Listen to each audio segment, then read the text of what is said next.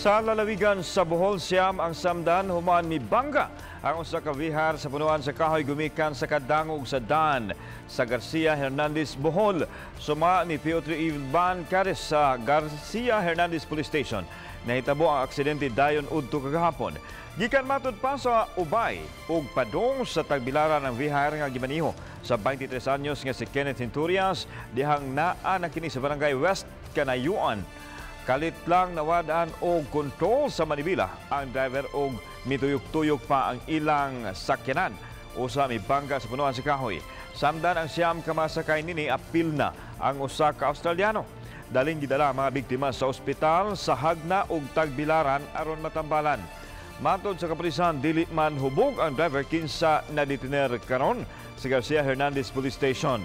Magatubang siya og kasong reckless imprudence resulting to multiple physical injuries. Nasinati ang uwan sa dapit gumikan sa tropical depression amang din gipaubos sa storm signal number 1 ang Eastern Bohol.